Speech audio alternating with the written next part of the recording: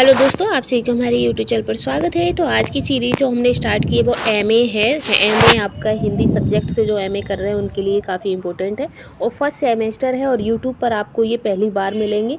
और सब्जेक्ट का जो नाम है, हमारे पेपर का जो नाम है वो है आपका आदिकालीन एवं रीतिकालीन काव्य। और आज की सीरीज़ में हम क्या करेंगे, जैसे कि आपके पृथ्वीराज रासो है, रामचंद्र का है, बिहारी सतसई हैं, घनानंद हैं, इनसे संबंधित जो आपके व्याख्या भाग है, यानी कि चंद्रबरदाई के दोहों का व्याख्यान करना है। इस तरीके डेली हम आपका एक टॉपिक लेंगे, जैसे कि चंद्रबरदाई के दोहे हम ले लेंगे तो इसमें इनसे संबंधित जितना भी होगा वो हम कंप्लीट करा लेंगे। फिर उसके बाद आपके विद्यापति आ जाएंगे, विद्यापति को जब हम पूरा कंप्लीट करा लेंगे तो विद्यापति के बाद आपके कौन आएंगे, विद्यापति के बाद आपके आएंगे राधा प्रेम आ जाएगा। राधा प्रेम के बाद आपके ये केशव दास हैं, केशव दास के बाद हम दूसरा देखेंगे, केशव दास के बाद आपके आ जाएंगे भूषण, और भूषण के बाद हमारे जो रहेंगे वो आपके आएंगे तो बिहारी लाल, बिहारी लाल के बाद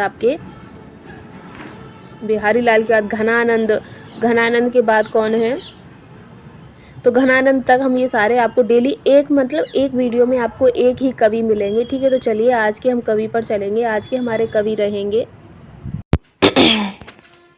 आगे। अब हम बात करेंगे भूषण की। तो भूषण से संबंधित जो इनकी इम्पोर्टेंट कृतियां हैं उन्हें हम देखेंगे। ठीक है, तो पहला है कि शक्र जिमि शैल पर, अकृतम फैल पर, वैधन की रेल पर लंबोदर देखिए, देवी राम दस कंद पर, भीम जरासंध पर, भूषण ज्यों सिंध पर, कुंजभ विशेखिए, हर ज्यों अनंग पर, गरुड़ भुजंग पर, कौरव के अंग पर, पारथ ज्यों पेखिए, बाज ज्यों विहंग पर, सिंह ज्यों मतंग पर, मलेच्छ चतुरंग पर, शिवराज देखिए।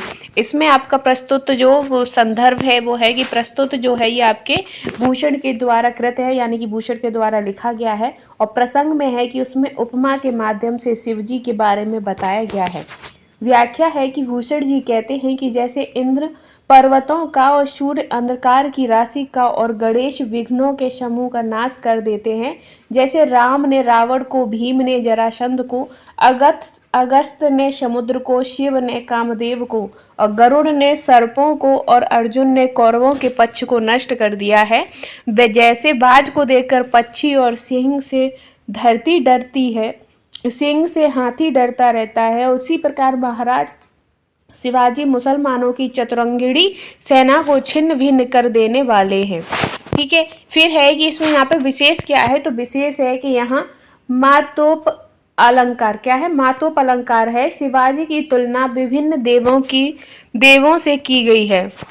फिर नेक्स्ट है इनका वक्तव्य कि साज चतुरंग सैन्य अम्ब में उमंग धारी, सरजा शिवाजी जंग जीतन चलत है, भूषण भनत नाद विहत नाग, आगे सरजा शिवाजी जंग जीतन चलत हैं, भूषण भनत नाद बेहद, नागारन के नदी नंद मंद गैबरन के रलत हैं, एल फैल खेल मेल खलक में गैल गैल, गजत की ठेल पैल सैल उल सत है, तारा सो तरनी धूरी धारा लगत जिमी, धारा पर पारा परावर यूं हलत है।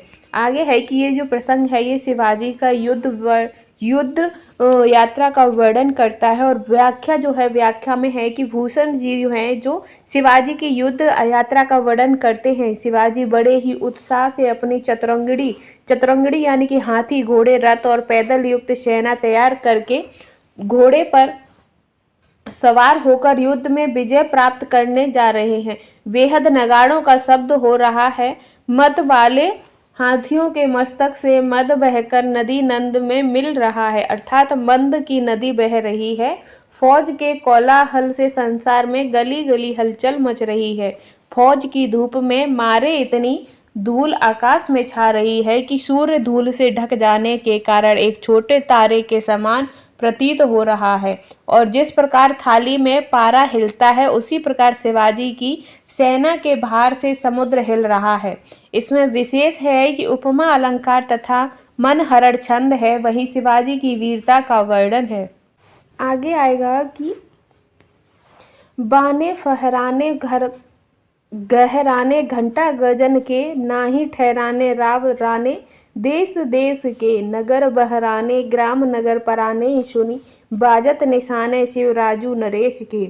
वही है हातिन के होथा उकसाने कुंज कुंजरे के। भौन को भजाने अली छूटे लटिकेश के। दल के दरारन ते कमठ करारे फूटे। केरा के पात बहराने फन फेस के।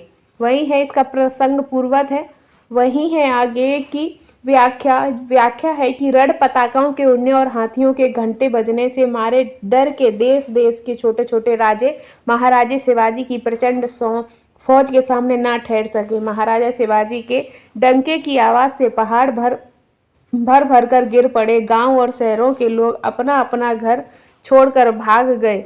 हाथियों के होंठे ढीले पड़ गए। हाथियों के मस्तक से मद और स्त्रियों के बाल छूट पड़े फौज की धमक से। महाकठोर कच्छप के टुकड़े टुकड़े हो गए। शेषनाग के सहस्त्र फन केले के पत्तों की तरह फट गए। ये इसमें विशेष क्या है, तो इसमें आपका पूर्व उपमा अलंकार दिया गया है। ठीक है, इसी के बाद हम आगे बढ़ेंगे। दावा पात साहत सो कीनो शिवराज वीर। जैर कीनो देश हई बांधी दरबार से। हटी मर हटी तामो राख्यो न मावस कोई। छीने हथियार डोले बन बत जारे से। आमिष आहारी मांसाहारी दे दे नारी नाचे।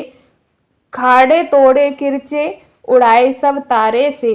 पील डम डील वारे गिरी से गिरन लागे। मुंड मतवारे गिरे झुंड मतवारे से।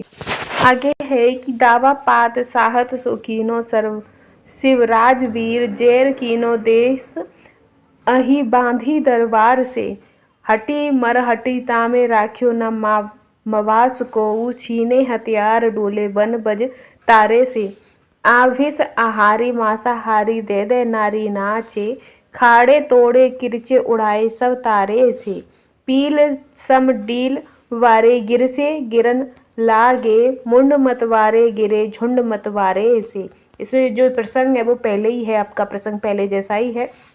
व्याख्या है कि वीरवर शिवाजी ने बादशाहों की बराबरी करने का हौसला लिया और सारे देश को पराजित कर अपने राज्य की सीमा दिल्ली के दरबार से अलग ही काट ली। हटी मरहटों ने ऐसे कोई किले पाले न छोड़े जिनके हथियार न छीन लिए हो, और मरहटे लोग वन में लुटेरों की भांति घूमने लगे। रण स्थल में मांस भक्षण करने वाले भूत प्रेत तालियां बजा बजा कर नाचने लगे। मरहटों ने शत्रुओं की तलवारें, किरचे और बंदूकें तोड़ तोड़ कर फेंक दी।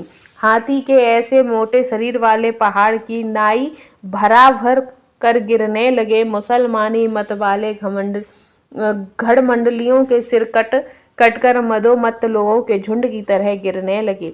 और ये आपका जो विशेष है, विशेष आपका पहले की तरह है कि पूर्वो अलंकार इसमें दिया गया है। आगे है कि कोप करी चढ़ियो महाराज शिवराज वीर। धासों की धुकार ते पहाड़ दरकत है। गिरे कुंभी मतवारे शिनोनित फुहारे छूटे हैं। कड़ाकड़ छितिनाल लाखों करकत है। माने रमजामे के जनाब खुराशान केते हैं। काट काट दाटी दावे छाती थरकत है। रतन भूमि लेटे ते चपटे पठ नेते परे। रुधिर लपेटे मुगलेटे फरकत है। आगे है इसकी जो व्याख्या है, व्याख्या में है कि महाराज शिवाजी वीर के ऊपर क्रोध चढ़कर गया और अर्थात मुसलमानों के आतंक से दुखी होकर इतने क्रोधित हो गए कि उनके घूसे की धुकार से पहाड़ों में भी दरार आ गई। तलवारें जोर से चल रही हैं। शत्रुओं के हाथ से तलवारें छूट गई। इतने ही लोग मारे गए, कितनों की छाती काट काट कर उसमें से रक्त की धार बह रही है। भूषण कवि कहते हैं कि इस प्रकार बड़ा भयंकर युद्ध और आपसी तलवार के जोर से बहलोल खां के अचल सेना को अपने क्रोध से शिवाजी जी ने नष्ट कर दिया है। इसी के बाद नेक्स्ट वक्तव्य है कि रेयावत चंपती को चढ़ो छत्रसाल सिंह। भूषण भजत गजराज जोम जाग के। तो इसमें है कि प्रस्तुत जो कवि है वो भूषण कृत छत्रसाल शतक और आतंक वर्णन से है। इसका प्रसंग है कि छत्रसाल की वीरता का वर्णन किया गया है। कवि भूषण कहते हैं कि बुंदेला वीर महाराज छत्रसाल सिंह जो चपत राज के सुपुत्र हैं, जब सेना लेकर शत्रु पर चढ़ाई करते हैं तो सभी लोग उनकी तलवार के आगे नतमस्तक हो जाते हैं। वहीं छत्रसाल की वीरता का वर्णन करते हैं। 25 है कि खान उमरावन के आन राजा रावण के सुनी सुलुनी उर लागो घन कैसे धमके है। इसका प्रसंग पहले की तरह ही है। वहीं व्याख्या दी है कि महाराज छत्रसाल की सेना ने युद्ध के लिए प्रयाण कर लिया। यह सुनकर बड़े बड़े खान राजा उमराव और राजा जैसे प्रतापी राजा भी हृदय से भयभीत हो उठे थे। उनकी सेना के नगाड़ों की आवाज सुनकर शत्रु सेना में खलबली मच जाती थी। और इसमें जो विशेष है उसमें छत्रसाल की वीरता का वर्णन किया गया है। आगे है कि चाक चक चूम के अचाक चक चहु और चाक सी धरती धाक चंपती के लाल की। इसमें एक व्याख्या है कि कवि भूषण कहते हैं कि महाराज की धाक चारों ओर कुम्हार के चाक की भांति निरंतर घूमती रहती है। उनकी सेना अचानक आक्रमण कर देती है, इससे शत्रु अचंभे में पड़ जाते हैं। ये आपके छत्रसाल की वीरता का वर्णन है। वहीं आगे है कि शून्य शून्य रेती वीरू देत के बड़पन की, थप्पन उतप्पन की बानी छत्रसाल की। इसमें व्याख्या है कि भूषण कहते हैं कि केवल छत्रसाल ने ही मुगल सम्राट का विरोध किया था। जब अन्य राजा औरंगजेब की ज्यादतियां सह रहे थे, जब अन्य राजाओं ने महाराज छत्रसाल की वीरता का यशोगान सुना तो वे उनके आज्ञाकारी बन गए। इसमें आपके छत्रसाल की वीरता का वर्णन किया गया है। और इसी के साथ हमारे केशव का टॉपिक खत्म होता है। नेक्स्ट में आपका रहेगा बिहारी लाल।